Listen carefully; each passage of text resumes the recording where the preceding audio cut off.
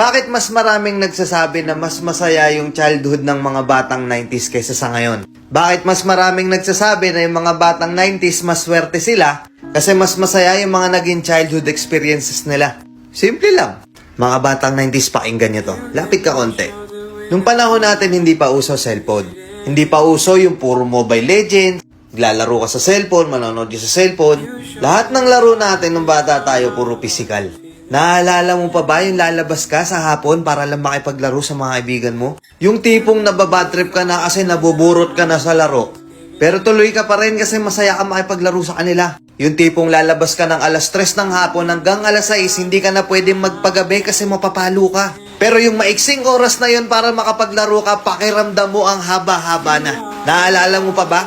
Pag galing mo sa eskwela, madaling-madali ka kasi may papanoorin ka pa.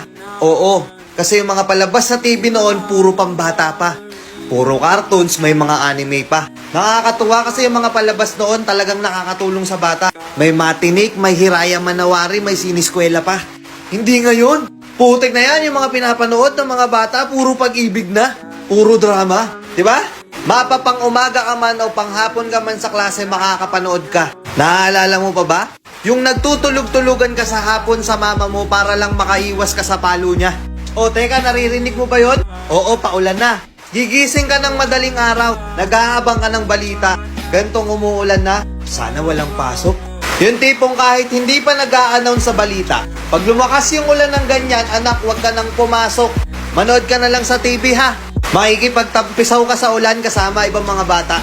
Nakakamiss yung mga panahong wala ka pang pinoproblema. Nakakamiss yung mga panahong wala ka pang responsibilidad at obligasyon. Nakakamiss yung mga panahon nung ikaw ay bata pa.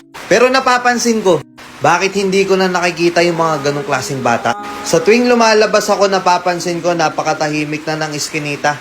Hapon na, oras na ng paglalaro nila. Pero bakit ganon wala ng mga bata? Nasa na sila? Napokus na sa kaka-cellphone. Hindi na lumalabas ng bahay. Mas minaigi na lang nilang mag-cellphone at manood ng mga bagay na wala namang kakwenta-kwenta. Iba na talaga panahon ngayon, no?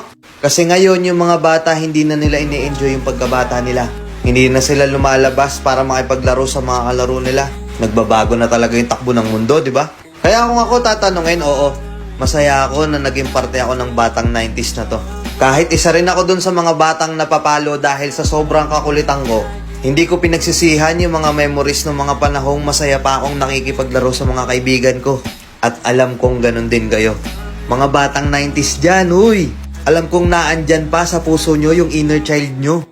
Tatanungin ko kayo, mas masaya nga ba talaga yung mga panahong hindi pa sikat yung teknolohiya sa mundo? Let's go!